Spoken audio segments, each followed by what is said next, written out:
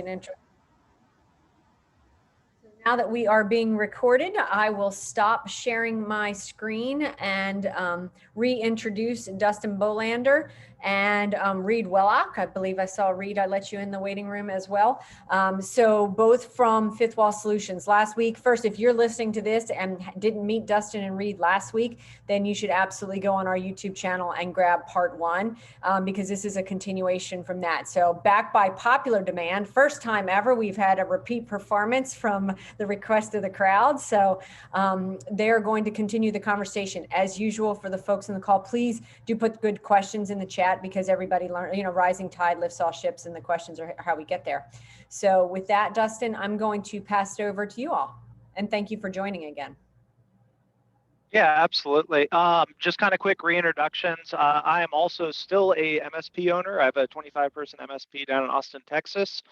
And at the beginning of last year, Jeremy Young, who is formerly at Huntress, now at Blumira, introduced Reid and I. And I think my actual original thing from Jeremy was to vet Reid and make sure he wasn't full of it. And now I kind of work for him a couple days a week. So that seemed to have worked out pretty well. At Fifth Wall, I'm the MSP advisor, so helping them understand the MSP market, the more technical sides of cybersecurity, things like that. And then I'll let Reid introduce himself also. Okay, thanks, Dustin. Yeah, so somehow Dustin stuck around because I am 100% cyber insurance nerd. And there's not many of us, but we do exist. I feel like that's a real niche. They say find your niche, and well played, Reid. I don't see a lot of competition for that title or anything. We'll send you a trophy. It's not exactly the most attractive thing. So you hear a lot of kindergartners when my wife and kids are still here, which is great. But yeah, so Fifth Wall, real quick, who we are, what we do is we've been in the space. So we've been in the insurance space, our parent company, for over almost 40 years, but we have put up Fifth Wall specifically for cyber insurance, and it's been our sole focus for almost 7 years now. And we operate with agencies across the country. We work with pretty much every carrier in the space. We help place coverage. And then we also have our own coverages. But a big part of what we've been doing is working with MSPs around the education of this topic, really how to leverage the topic as well, because it's something that's coming up. I'm assuming for a lot of you, this has either come up a few times or it's coming up more. And there's also some pain points around it. So Dustin and I have kind of developed a roadshow here that we're just trying to make sure we're creating good awareness, good education. And at the end of the day, we're also here as a partner to help. So. Yeah, that's been our biggest thing, has been on the education side. So I'm going to rehash some of this stuff. Apologies for those of you who were here, last week, or that are watching this after watching the first one. But here, I'm going to throw up a slide real quick. So yeah, if you guys want to hit us hard with the questions this time, please. I'm going to jump back into some of the parts that we had talked about, but definitely the questions were coming hot and heavy at the end. So if you guys want to get those back out there, you can you see my screen? The PowerPoint? Yep. Yeah, so talking about the education side, one of the big things that was a motivator for us on this was there's just not a lot of understanding on cyber insurance. There is probably more misunderstanding flying around than there is accurate information. And this is my favorite example. William and I are buddies, and he's seen me complain about it. People are like, oh, well, there's claims being denied. And I've kind of gotten to where I just love calling people out in chat on that now. It's like, okay, give me your specific example of that happening, because it's really pretty rare on it.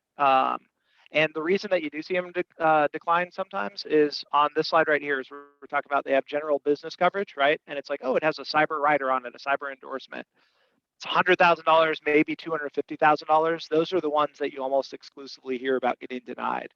A proper standalone full cyber policy, which is going to be, starting at $1 million, going up from there. The denials on those are pretty rare, extremely rare. That being said, it's going to change because everybody knows the rates are going up. The cyber market's just a mess right now. But as of today, they're paying out almost every time on that. This was one of the really specific things that, as you explain it, to MSPs, to your clients even, right? Because the stuff, if it gets denied, it makes the news every time. But big bad insurers getting the, screwing over the little guy. Real world, they usually do pay off, even if the client did something, pretty stupid. So, this is Not an where we, enforcement for doing stupid things, however. We're like, as the disclaimer. Yeah. This is not- not encouraging it, but this is, when you were talking about the not the standalone, but the other one, it said that it's not meant to pay claims. What is it meant for? So I call it like, it's like a snack blanket, like, you know, the blankets that are more for decoration, they don't actually cover you. And especially if you're tall, it seems really, really silly.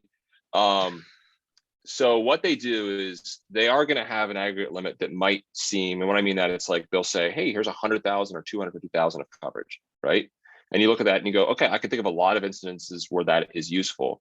But what's under the surface is a cyber policy has a lot of different things it's saying it's going to cover. Well, those individual things, they're going to sublimit, and they're going to say, well, yeah, you have a full amount, but we're only going to pay out like 5,000 for legal and forensics, or we're only going to pay out 10,000 for data restoration and recovery, things like that. So at the end of the day, if you were to go rely on a product like that, you would figure out pretty quickly that, I mean, it'll pay part of a claim, maybe. And if it does, you're not going to be made whole. And then also it's filled with exclusions because these policies are only collecting, you know, $100 or $200 of premium. So like, as far as how much it actually costs to buy these riders. So they're just not making a ton of money. So there's a lot of exclusions to prevent them to actually having to pay out claims. So does that make sense? Yeah, thank you. Yep, no problem. yeah, a good comparison. We actually had a vendor commission us to do a insurance kind of study. And so have you guys seen like the warranties, right? There's a, I'll pick on SentinelOne a little bit because they're one of the real popular ones, right? They have $1 million warranty with their product.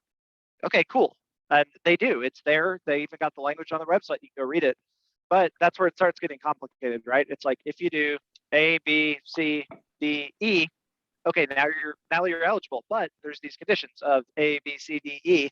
So at the end of the day, it's like, oh, great, we had this thing and maybe you only get $3,000 on it. So, yeah, Dave, you're making me kind of reconsider the language on this, that we may say, you know, not meant to pay out frequent or large claims. Okay. It Yeah. absolutely will. It's an insurance product, but it's, you know, severely limited insurance product. Yeah, and that might be because it might be my language, and I'm just like, It is. yeah, I'm a pretty big hater on those. So I just because it from a consumer's perspective, as a consumer, you have for an agent, first of all, an agent actually may or may not be privy to this either, because cyber's new and they may be experts on general liability and workman's comp, but they're not going to know enough to relay what's truth to the end client. And then you have an end client and they see cyber, they see a number and they go, I think that makes sense. And so it's just so misleading. It's so very misleading, where if you went through a standalone policy, you actually go through a process, you learn about what this is not, but you get educated, and then you can make an informed, educated decision on whether or not you want to invest in that. So yeah, I understand the standalone policy. I was just curious as to what that meant by it's not paying. And this is a good chance too to be kind of trusted advisor. You know, educate your client. Is they're like, oh, it's okay, Dave, I got cyber insurance already. Where, oh no, it's an endorsement. Like, let me explain. You know, go look a little bit closer at that. That, you know, that's really not covering you the way that you think it is. Because Reid, I don't know if you have a good statistic. It's still some ridiculously low number of SMBs that actually have a comprehensive cyber policy. It's less than 30%. And for those endorsements, you could say it's like over 80% of, and there's overlap. So my math isn't that bad, but there is overlap because you've got, those are included, they're baked in to general liability. So if you're a business owner and you go out and you buy a general liability policy, which most do, that's going to be attached to it. Carriers just started adding it on without even telling the end client. The end client could say, I don't want that, and they can remove it. But if they don't say anything, it's baked right in. And an uneducated agent could say, hey, this includes cyber insurance. And then you've got a client that goes, oh, great, I've got cyber insurance.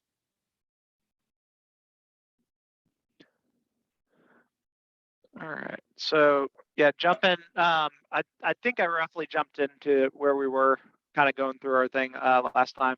So this is the other part too, is we talked about, educating your client. Why is it useful? Couple examples here, and these are great ones to, I think, Marnie, Alex got the deck, right, to send out to people? He did not. So if you could send it to sorry. me, I'll make sure I send it to everybody. Yes, ma'am. Sorry, guys. He sent me a copy. Oh, he did? Okay, so maybe he did. I didn't get it, but really, I'm the keeper of all of the emails. So if you can send it to me, I will. Well, I know I did not send it to him promptly because that's what I remember him texting me yeah, about it. The last he told me about it was like, I haven't gotten it yet, so I haven't seen it. Got it. Okay, well, I will get it to Marnie today, and that way we can get it out to everybody. Yes. But these are actually 2 good slides that you can use conversations with clients, right? Is like, okay, what does it actually cover? Because it's not just the traditional ransomware stuff like that. But the second one's a great example. Is an email appeared to be from a longstanding vendor directed to the company. The vendor was the one that was having the issue here, right? And company is still covered. So it's not always just your network, right? It's covering you from a lot of other risks as well. Can I throw something in here, just as a random aside? So having, I'm not native to the MSP space, as we know, but you all have trained me to have a new appreciation and paranoia, to the point where my son 2 years later was told that he owed for a dorm room in college. And I was like, nope, CC your mother on that email, reply back and say, I'm going to need, don't click that link. I'm going to need evidence before we click a button. You're going to have to call, I'm going to get a phone number. I'm going to call, because it was exactly that second one, right? It was a longstanding somebody that we'd owed money to, who 2 years later was saying we owed money for a dorm room that we'd had pre-COVID. And I was like, I'm skeptical that this is a true statement. So I feel like from an SMB sort of world, people will listen to these stories from MSPs because it's the right level of, this could absolutely happen. And thankfully, my 22-year-old son says, I don't click links in emails, even from people that I might owe money to, because I'm suspicious. So I just want you to know, you're raising the tide at our house as well. Yeah. Also, one food, just as you're thinking about how to describe this, and maybe this is something that is comfortable or not comfortable, but it's how does this paint the services I'm providing and the security I want to be providing to this client? Is statistically, almost 90% of breaches last year were a result of human error. So a lot of it is coming just down to the user. And there's really so much you can control there. So it's happening a lot, but it's happening in really simple ways, at least on the claim side when we look at the insurance side. So keep that in mind. I had a question about that one. I have plenty of clients who have sent thousands of dollars to the wrong fund or the wrong account. And I keep getting this feedback from them I'm not going to report it. It's not big enough. I don't want to raise my deductible. Kind of like the I'm not going to report a crack in my windshield kind of logic. What do you say to that? So it depends on the nature, because it could be benign. So was there actual network intrusion? So there's something that should be investigated there. But that aside, right now, my recommendation, because you really don't know unless you go in and actually do a more in-depth analysis, and in some cases it may not require that, but putting a carrier on notice does not actually do any harm. Okay, so there's a big stigma out there of if I let my carrier know I've become potentially victim to something they're covering for me, that's going to be a bad thing. Well, putting a carrier on notice versus actually filing a claim are 2 different things, right? And you can call your carrier and you can talk to them about it too. And you can say, hey, this happened. I'm not sure if I want to file a claim or not. Now, once you file a claim, unfortunately, here's the reality, is that right now, underwriters are looking at that very negatively. And so on renewal, yes, there could be, I'm not going to say that there would be a guaranteed increase on premium, but let's just say this client needed to go get coverage from a different carrier. They had to leave the carrier they're with and go to a new one. That's typically where we see the most difficulty, is that new carrier is going to go, I see you had a claim. I know nothing about it. And I now need to know everything about it. And it's a little bit more arduous than it would be otherwise. Does that make sense? Yeah, not speaking on that, because I was actually just working with Wilson on one of those this morning, is they're going to be looking at stuff. We want to see enhanced controls, right? The one that we were doing, they want managed EDR in place now. They wanted token and app-based MFA, sublimits on blah, blah, blah, blah, blah, right? So they are, typically, I'm not sure on that, but I mean, there's going to be more requirements, stricter stuff, so. Yeah. There's also a nature too. I mean, it's simple math, but I don't know what the client's deductible was. But yeah, if it's small amounts, it's a business decision at that point. But candidly too, it's look at the nature of the event, determine if maybe there was something more than simply social engineering. Depending on what state you're in, you may still have to notify the authorities, but not your insurance. Yeah, and that's where most insurance carriers, through their process, they're 100% liability focused, right? And so what their process is, and I'm probably spoiling part of this, is there is a process, and part of that process is they're 9 times out of 10 going to want to have forensics done, at least at a high level, to determine was third-party PII, person identifiable information, exposed? Because if it was, then you are potentially beholden to those state laws. I will say those state laws, though, they've now gotten to the point that the exposure of that amount of data needs to be at a certain threshold. So it needs to be a certain amount of data that was exposed, and it needs to be a certain quality of PII. So, and typically they have different metrics on what they determine are those thresholds. So they're getting pretty. Sorry, Greg. Sorry. Is there an easy place for me to start looking for what the rules are in my state? Would you suggest where to go, how to Google it? Notification, PII breach notification requirements by state. Try that. Thanks. I feel No like problem. one of the vendors put together a list of the links and everything. Like Texas, it's the Secretary of State, I believe, has it on there. But I was going to say on the notifications, just speaking as the token redneck Texan on the call, even here it's down to like 250 records is all. Yeah, So, it's going down. Yeah, I don't know, like California or New York or something, but in Texas, I heard it's New York 250. and Connecticut were the ones that were just, you lose anything and you have to notify. New York is always going to be New York when it comes to compliance. And what's the other one, Reid? Massachusetts, I think, is pretty high up there, right? California is really high. Or no, you mean high as in like threshold? The or the regulation and the compliance requirements of the state. California typically. So California was actually the state that started a lot of this in the late 90s, early 2000s around the requirements. New York's soon to follow, and since then it's been kind of the same cadence.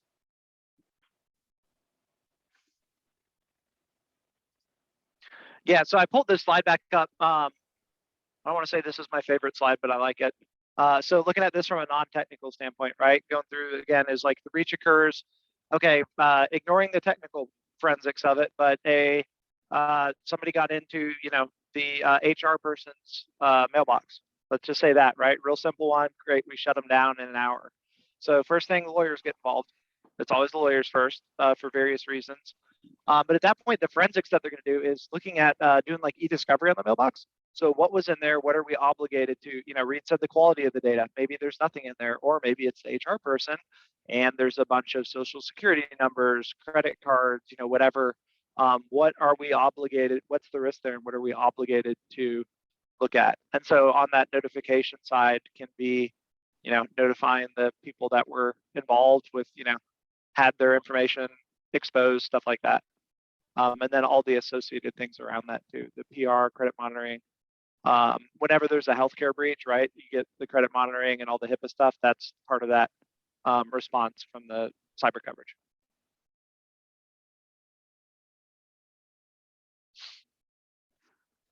All right. Let's see. That one real quick. Do we want to talk about the coverage itself? Again, I don't know how much overlap there is on this call from last week, but we could do that as well. We jumped around so much to the second half, I'm having a hard time remembering, honestly. Okay. Because I want to make sure we hit this, but I also want to make sure we hit the controls as well, because we didn't get to do that last week. Or really talk through what's happening in the market around that. let's do that then. Where are we at? On the core controls? Yeah. Cool. Yeah, so I know we did this kind of at a high level, but talking on the you know, what we're seeing right now with the insurance speak for its hardening market, right? Everybody's running away. There's not as much money available. They're all scared to death of risk. They've been getting their butts kicked the last 2 years. So we're seeing a big uplift on security. You've all seen that, right? All the forums, the crazy stuff coming out. I can't remember if I talked about the manufacturing supplement that we're seeing now. This is like a cool random thing is, so in manufacturing, you have the operational technology, right? Your actual equipment that is doing the production side of things.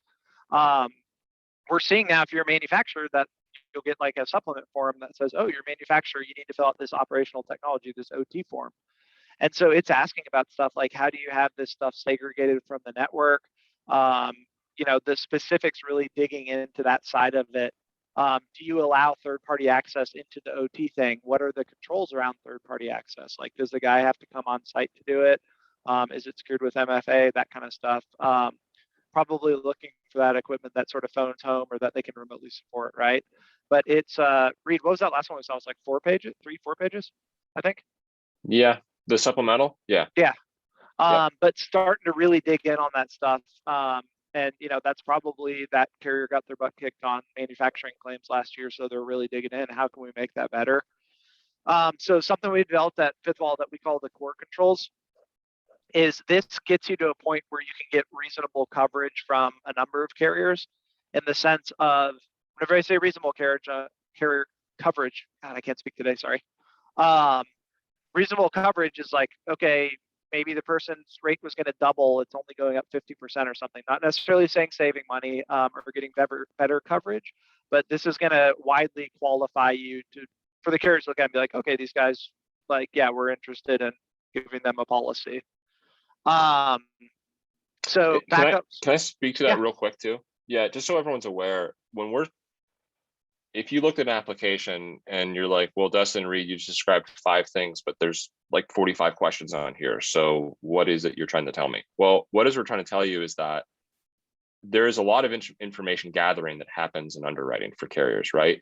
But not all of those questions are directly aligned with eligibility and the price of the policy, right? So like when we're talking about this, we're actually speaking to what are the sweet spots that have the most impact, and it actually goes in alignment with probably services that you're trying to also justify or enable with your client as well. And so this is a good way to say, like, look, we know that these are the core controls that now insurance carriers are looking at, right? It's not just me saying that we need to do these things or should have done, these things should have been done. But there's a lot of questions on there that they do matter, but it's just our experience in the years of doing this that we're most recently with the cyber market getting as crazy as it's been. These are kind of just the high level things that most underwriters are saying, look, we'll consider this, but can you tell us if they do MFA, if they have offsite backups, segregated backups, if they do have, you know, EDR or NGAV. These are the things that they're typically just going at right away to determine eligibility now. Yeah.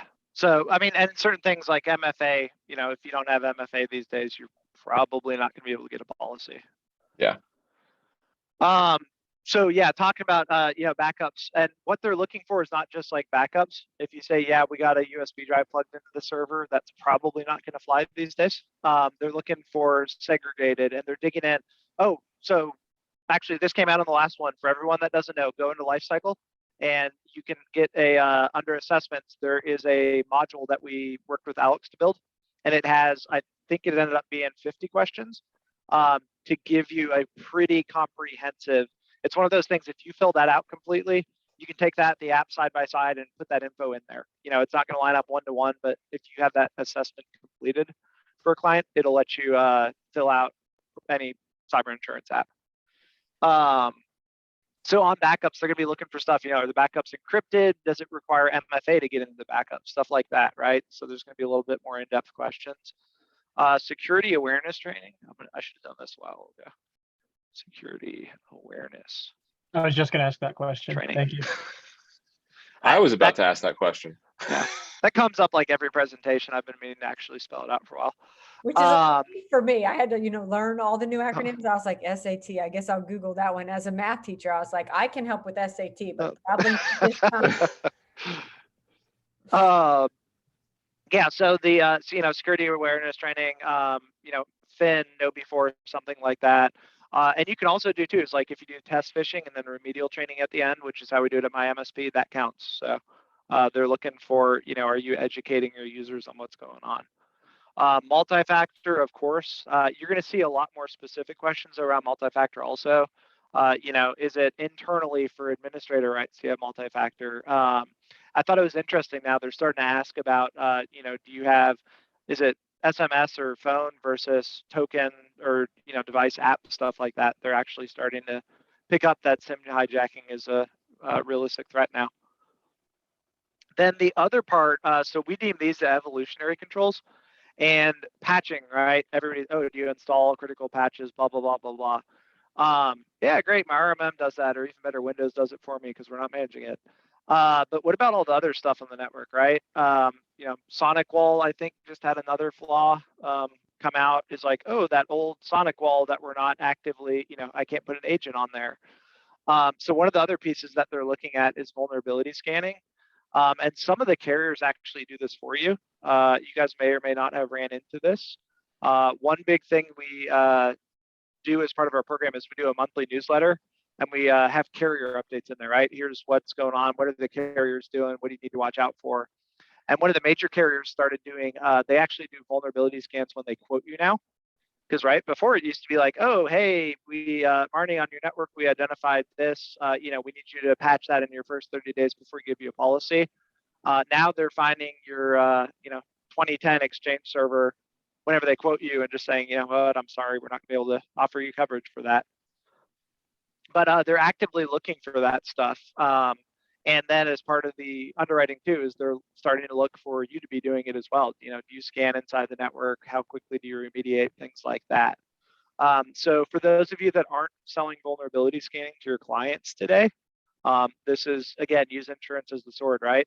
It's not me, Mr. MSP, trying to upsell you on vulnerability scanning. Insurance wants you to do it. Here's the contract. And then same thing on next gen AV. The EDR thing, we've been saying that we're gonna, by the end of the year, it's gonna become table stakes for insurance. I don't read. Would it be reasonable to say right now if they think you're a high risk, it kind of already is? I literally just before this call reviewed a policy that they sublimited because the client did not have EDR. They didn't decline them straight out, but they sublimited like 75% of the coverages. Was that the 250K ransomware coverage one? This was a different one. This was okay. For. Well, that's been two that we saw today. Oh, really? There you go. Yeah, the one Wilson and I have been working on.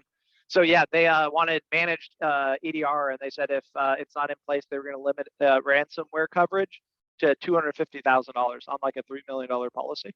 So it's it's a real thing at this point. EDR is going to be pretty required at this end of the year, but we're starting to see it a lot more every day.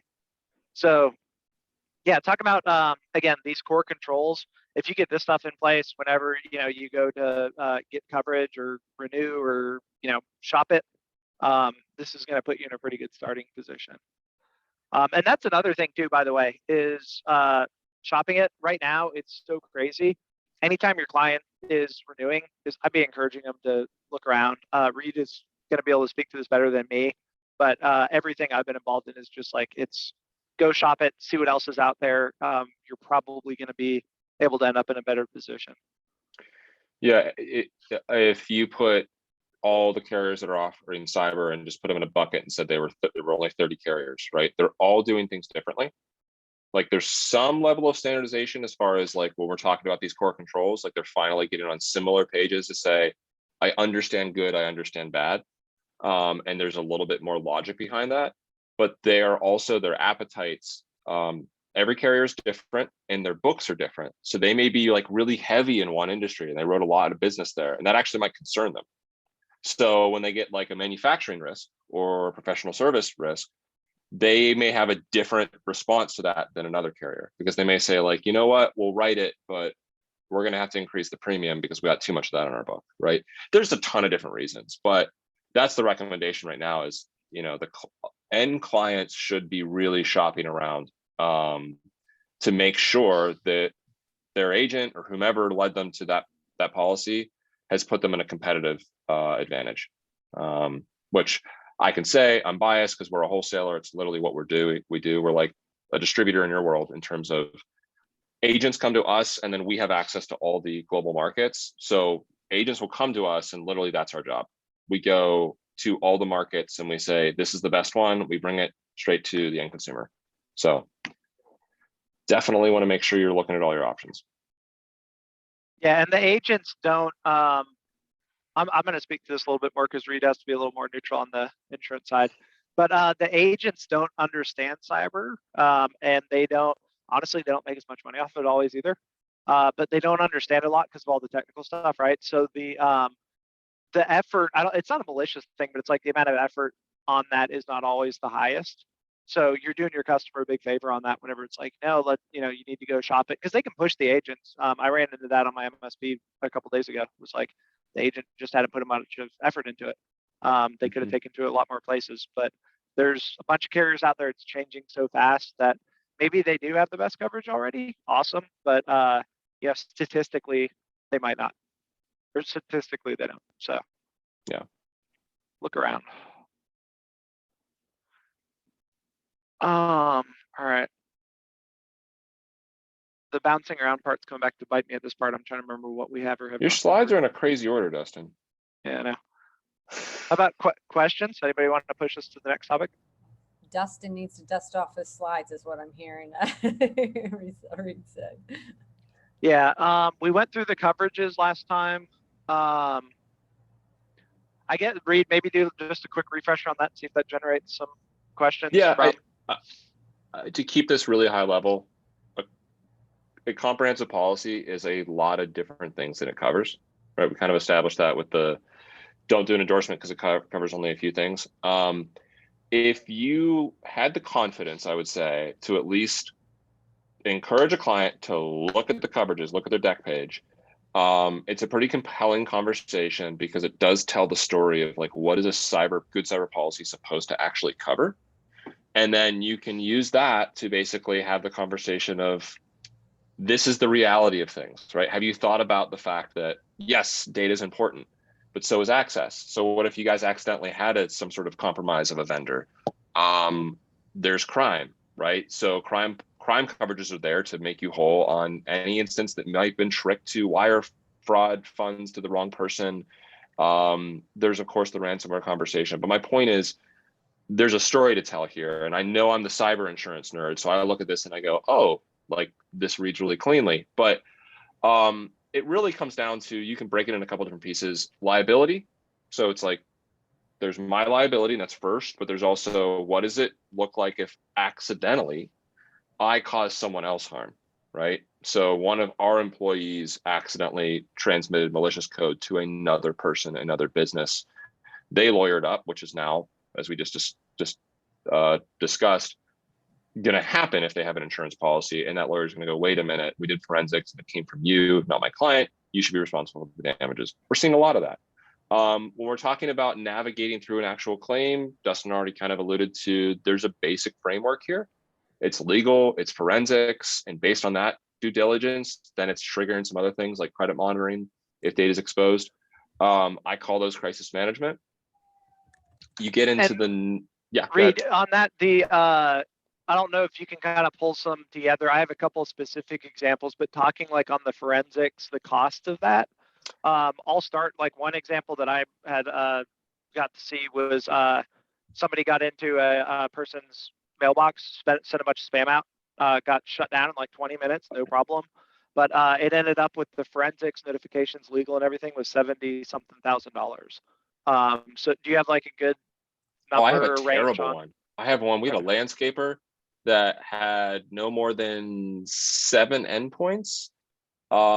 They decided, the carrier, to do full-fledged forensics for whatever reason.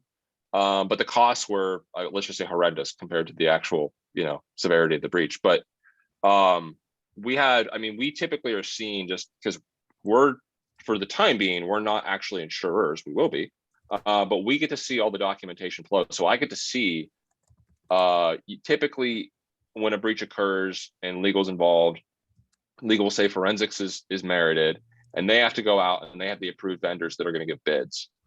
And we see those bids even on the basic. I mean, the cheapest I've seen is 15 grand, but it can be like between 50 and 60 grand. Like it's just this crazy disparity just for basic. And that's obviously something the end client does not want to have to pay. But one good conversation point too, this is one I always bring up. And if you're trying to just basically say, hey, look, it's important to me as a risk advisor in your life, because that's what we're doing here. We're trying to look at your security posture, is we got to think through scenarios too. One of those scenarios would be, this is not a if, it is a when, unfortunately. It's just the nature of the beast. And what would it look like if systems went down and you were down for a day? What would be the business income loss, right, associated with that? Or if it was for a week, right? Those are exercises that I go through if I'm talking to an end client, just around like their understanding of the actual gravity of the situation of a cyber breach. No one, you kind of want to think of it lightly because you don't want to think of bad things happening, but this is a good way to kind of go through that exercise. There's a lot of newer coverages. Just for time's sake, I don't think it's necessarily to go through all of them. But keep in mind, a good cyber policy is going to pay for data replacement recovery. It's going to pay for getting them back up and running, even just at a basic level. And then the crime coverages that are in red below. I just want to make sure when we look at those and you're like, well, why, Reid, are those numbers not at the full million? So like, first of all, a good cyber policy should be at a full $1 million limit, but I'm seeing that these are at 250. Well, those are specifically for funds lost. What I mean by that is the policy itself is going to say, hey, look, if you have a social engineering event, which is pretty likely nowadays, we're going to cap the entire thing at 250. That's not what they're saying. They're saying for the funds that client was duped out of directly, that's what they're going to pay back. So that would cover like your new hire buying a bunch of gift cards. Yeah. Or, hey, a wire transfer occurred and they just transferred 50K and they hit send and they realized, oh no, that was not the right person, right? We need to try to get that back. But this policy is saying, look, you're good. We're going to cover you up to 250K. You're good. You're covered. Plus you have all the other limit to go through and just, go through forensics if you need to, just go through a discovery process to deem if there was more of an intrusion, that type of things. So just, I guess that's my version of high level skipping through these. If Dustin, there was anything else you think we would need to? No, I think that kind of covered.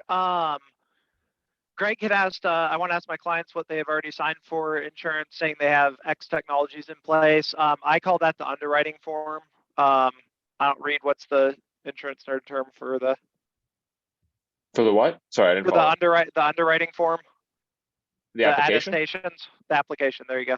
Application. I've been talking to a lot of my clients and I ask if I can see their policy, and it has nothing to do with the actual, what did they say they have in place? It's not like in there, it's a separate application form. So I realized I'm using the wrong language. Yeah. So you could say, hey, can I see your deck page? So it's like a declarations page. Okay. In policy. The declarations page is kind of like the cheat sheet, and it'll show you kind of like what we just were showing on the slide, right? It'll show those with the assigned limits. And if you really want to nerd out, there's the policy, but not for the faint of heart. Yeah. And also we're here as a partner. We do this a lot. So we're backing up a lot of MSPs in this conversation when it comes to the due diligence of like, hey, can you tell me if this is a legitimate policy? And if not, where are the gaps? And can you just kind of like red light, green light it for me so I can see that? So yeah, that's a cool thing that we're able to do. And to be clear, by the way, for those of you that know me, I'm not the one doing it. I'm not licensed, so you're not going to be sitting there with Dustin. Dustin's not touching your stuff. Yeah, that's for everybody's benefit. But no, we can pull up like this chart versus kind of what would be a best practice or industry standard, stuff like that. Because you will see some things that not all the carriers are created equal. And there's going to be like, oh, there's this huge weird gap. Like I've had Reid do that for my clients on my MSP where it's like, dude, there's this thing right here. If you go to any other carrier, they're not going to do this. We definitely should shop this when it's time for renewal. So that's a useful thing to do. There's another question here. Is there any type of insurance that also covers PII breaches, such as the recent thing? Yes. So when we talk about PII breaches, that's all going to fall under liability coverage for the most part. And then you're going to have the services that support that. That's kind of what we're describing here. So is that where the subrogation comes in, though? Is Kelvin's referring to if it's like a third party that, let's make a easier example we're all familiar with, like Kaseya comes along and just really screws me as the MSP or the client, you know, how does that fall with the insurance side of things? Yeah, so any good carrier, which most of them would want to protect their own asset, they have the ability to subrogate against, right? And so if it's an incident, again, if it's I guess it would be third party coming back to you, right? You're the victim of a breach. So if you have a good policy, that carrier is going to be beholden to paying out the damages directly to you. But if they find an end around to basically be made whole where they don't have to bear the weight of those damages, they're going to subrogate against, right? They're going to go after the nexus, if that makes sense. So wherever the nexus was, that's a carrier to carrier thing, right? But so we'll never hear about it in the news. No, that's a behind closed doors kind of, yeah. But maybe someday, yeah. But typically, yeah, carriers are gonna work. I don't want to say together. They're not working together, but they are basically saying, look, your client's responsible. I have the ability to subrogate based on the terminology in the contract. How can we make this square? So I'm overly simplifying, but yeah. Yeah, so the insured would be made whole. The claim would be paid out, even though it was caused by the third party. Then the insurer turns around and points their guns at whoever it was that really caused that incident. Yep. There you go, guys. You heard it here. All right. They don't want to lose money. All right, I'm gonna just kind of click through my slides real quick. I think we hit everything at this point.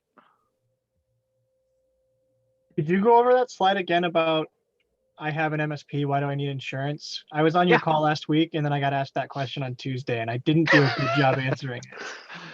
No, it's all right. Okay, so the key takeaway on this, right, is that cyber insurance is not just, I'm an MSP, I do technical work, right? I help you stay up and running. I keep you secure. You know, I help you manage your technical risk. I'm not a lawyer. I'm not a forensics person. And whenever I say forensics, I don't mean technical forensics. I mean the data digging into it. I can't tell you what qualifies as PII. I know nothing about notifications, credit monitoring, you know, regulatory obligations, all that stuff. So, you know, why do I need insurance? You know, I got you, Greg, like you're taking care of me, right? These days it's assumed breach. You're not going to be able to, you know, I can't make you bulletproof. At that point, if the client goes, I'm going to find somebody who can, then like, sorry, I don't have a good answer to that one yet. But whenever a breach does happen, and even use the example Reid was just talking about, right? Third party breach. You got all your stuff that's in a cloud accounting, or not a cloud, payroll system, right? All your employees stuff. They get breached, you know, your employees, okay, maybe that's something where insurance is going to come into play for it. But it's all the other stuff surrounding the technical part is where you need insurance. Maybe Greg and his team can do the incident response from a technical standpoint. You know, they're great. They got the attackers locked down. They found where it came in and stuff, but that still doesn't answer the question of all these other things, which, again, steal this slide, Greg, print it out, take it in there with you next time. Is okay, breach occurs. Let's just say best case. I'm leaving out some details on it, but all right, we got you locked down. You know, we got the attackers locked out, the network secure. Well, great. They got onto the file server. So at that point, we need the lawyers involved to tell us what, you know, our risk is, what we're obligated to do. We need the data forensics to come in to see what's actually there, right? Okay, they got into, this was one of 3 file servers. So great, we know this other stuff hasn't been touched. But in these folders, there's, oh, this is, I'll talk about law firms since I mostly work with law firms, right? is, oh, you guys are doing like this healthcare company's work, and there's 30 patient records in here. We have to go tell those people about those patient records. That's considered a healthcare breach at this point. You know, oh, you have all this information in here from, you're doing this employment law. There's a bunch of employee records that are on here. Okay, great. Here are these rules that you have in place where you have to deal with that now. All that stuff, all the way over to the notifications, right? They will even offer you envelope stuffing services. I've seen that before, where it's like, cool, we got to mail this stuff out. Cyber insurance is going to pay for that.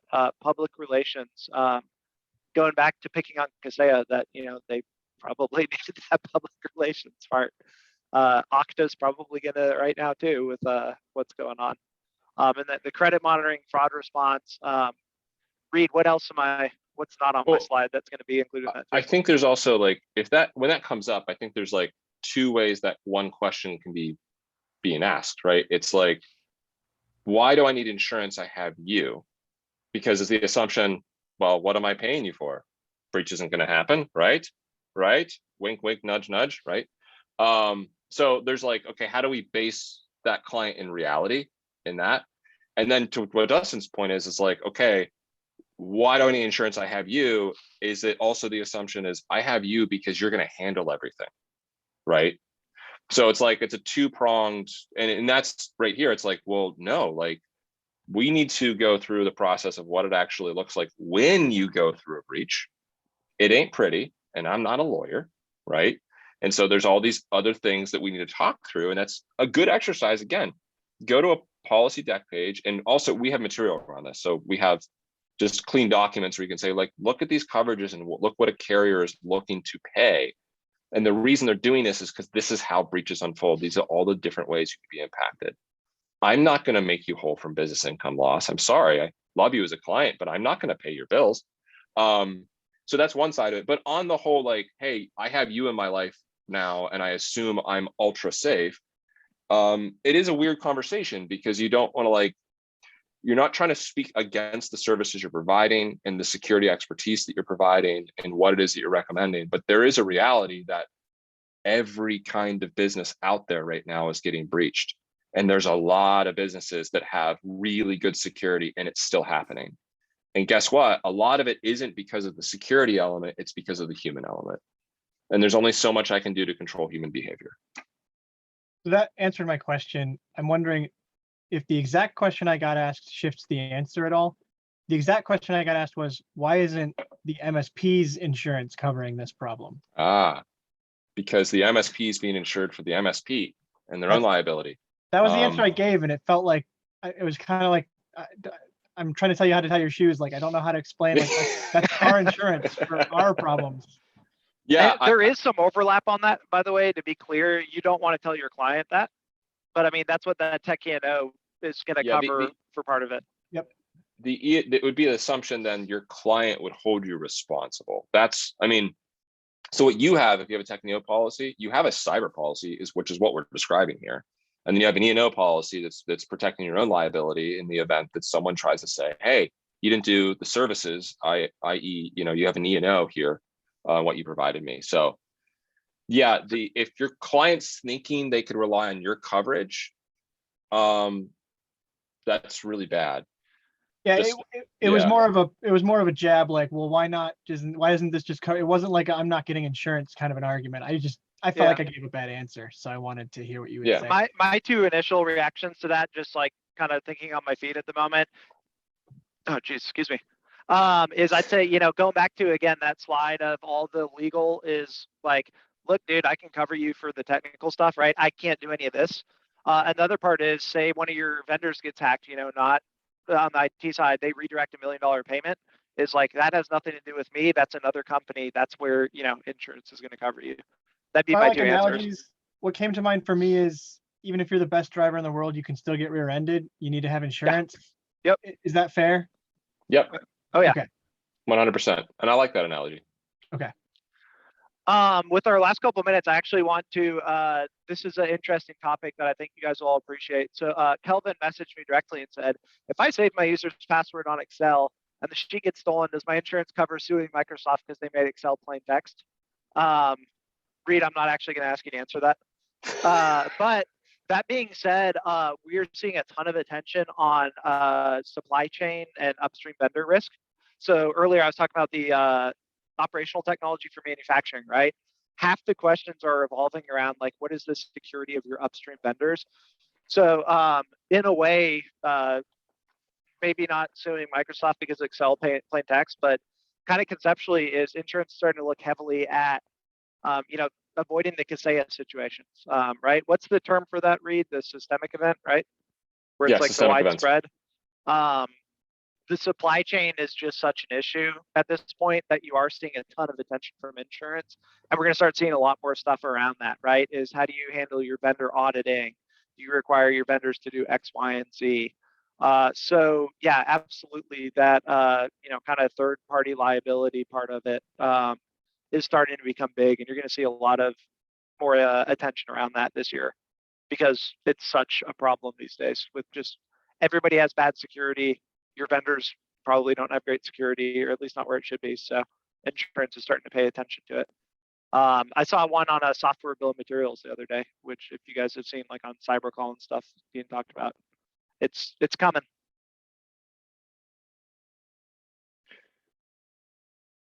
All right, Marnie, I don't know.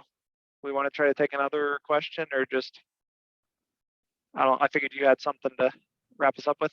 I do. Well, just a thank you. I don't, if you, these folks aren't shy, which is good, right? That's it. That helps everybody learn some more. So if anybody has anything else, feel free to, but I've been checking the chat. Looks like everything's covered or laughed at appropriately, depending on which of the comments that they were. So I thank you all very much for coming back. I feel like everybody got a ton of value out of it.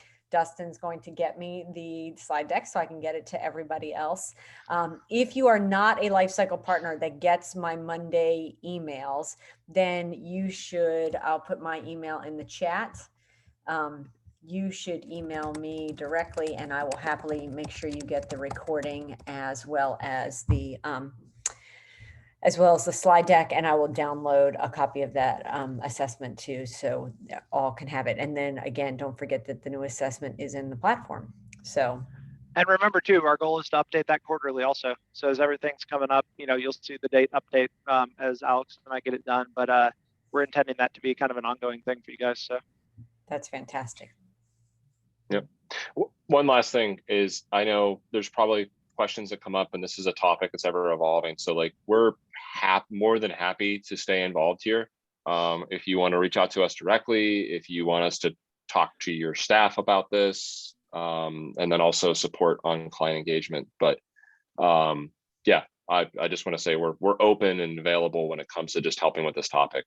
Yeah, I'm gonna put, if you don't, I put our slide up with our landing page, but if you don't want to sign up for anything, you just want to shoot a question over, I just put my email, my fifth wall email in the chat. You're welcome to email me and I'll get you to the right person. Like I said earlier, it's probably not going to be me answering it. You guys know as much as I do at this point. I make Dustin look real good. It's fine, guys.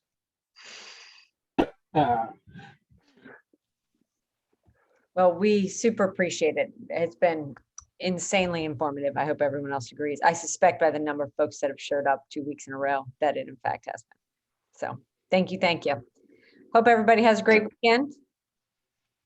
Thanks, everyone. Cheers. Good time. Carolina.